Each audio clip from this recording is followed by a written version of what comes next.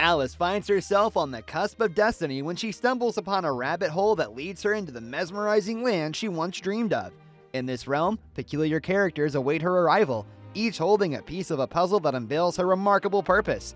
Amidst the fantastical landscapes and quirky personalities, Alice is confronted with a formidable quest to embrace her true identity and fulfill a destiny that holds the key to restoring harmony to Underland.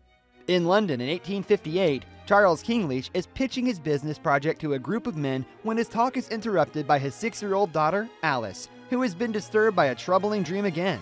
She tells her father she encountered many strange creatures, including a dodo bird, a waistcoat-clad white rabbit, a grinning cat, and a blue caterpillar. Filled with uncertainty, Alice confides in her father about her fears of going insane. In response, Charles playfully tells her that all the best people are mad. 13 years later, in 1871, after her father's death, Alice is a melancholy 19-year-old girl who struggles to find her place within the confines of her upper-class Victorian life. She has no friends, is unmotivated, and is depressed. Alice accompanies her mother to a party in the Victorian state. To her dismay, she finds out that the party honors her engagement to Hamish, a man she dislikes. Amid Hamish's proposal, Alice spots a white rabbit wearing a waistcoat. Intrigued, she follows the white rabbit and tumbles down a rabbit hole. The hole leads her to a room with floating objects and numerous doors.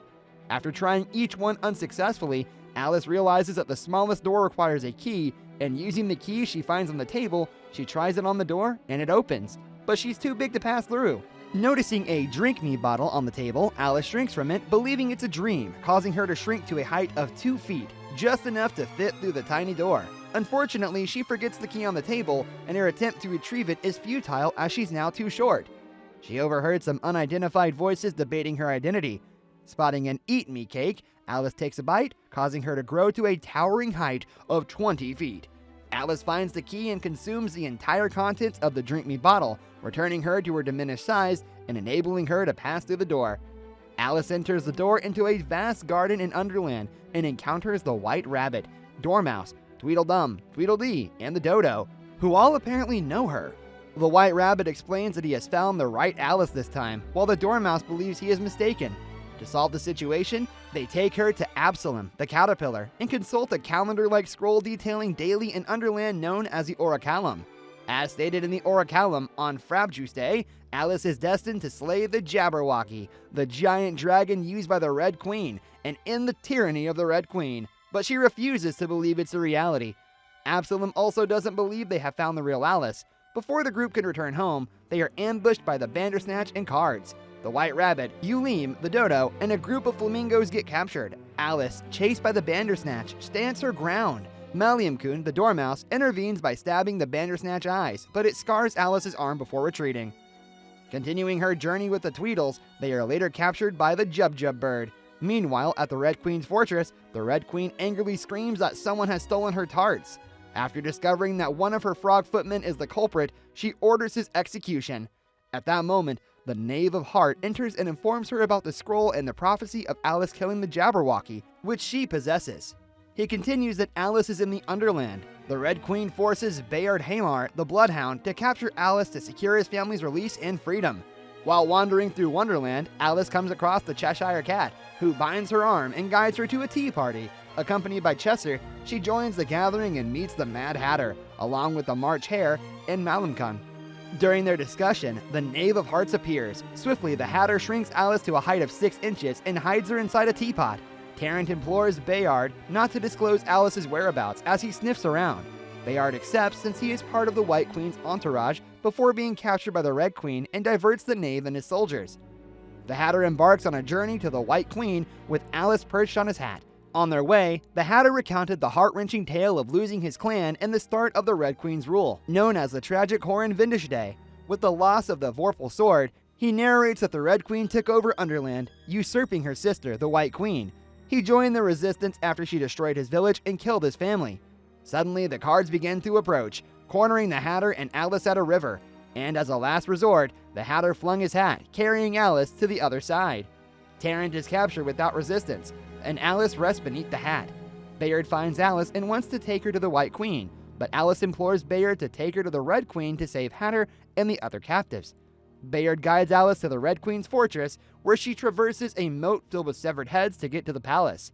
While the Queen plays croquet, Alice is found by Nibbins McTwisp, the White Rabbit, who gives her some Upelkuchen cake to make her grow again, but Alice eats too much and grows to 8.5 feet. The Red Queen sees Alice, and to avoid suspicion, Alice tells the Queen her name is from Umbridge and that people make fun of her for her height. Charmed by the story, the Queen invites Alice into her court. Alice soon finds herself at the Red Queen's side in the Mad Hatter's trial. Eventually, the Red Queen is persuaded by Tarrant to become her Hatter. Alice retrieves Tarrant's hat and returns it to him.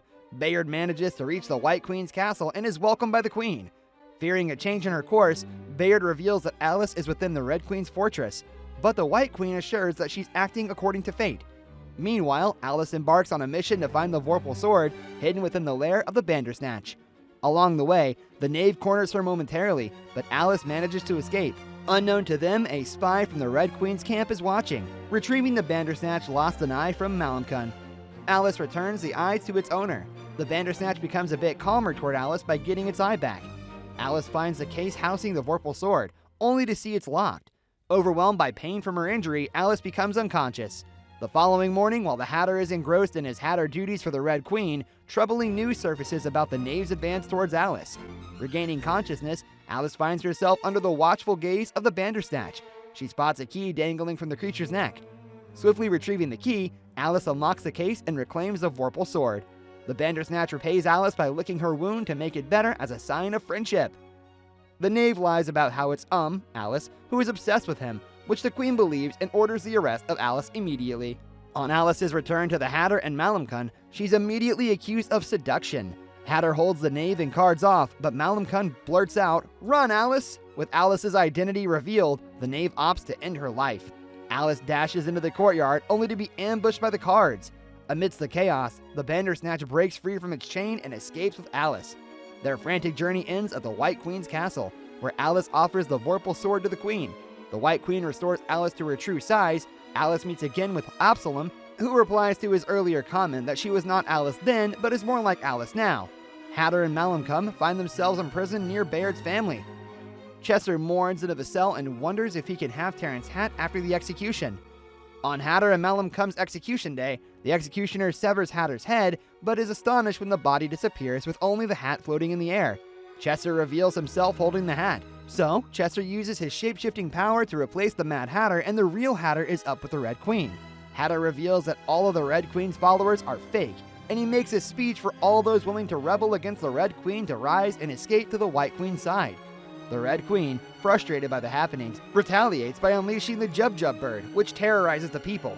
Hatter manages to escape to the White Queen with Malcolm, the Tweedles, Nivens, and Bayard's wife and pups. The Cheshire Cat returns Tarrant's hat and inquires about Alice's arm. The Red Queen then informs the knave to prepare the Jabberwocky for war, as it's time to visit her sister. Many steps forward in the search for a champion to face the Jabberwock, but the Orichalcum still designates Alice as the chosen one.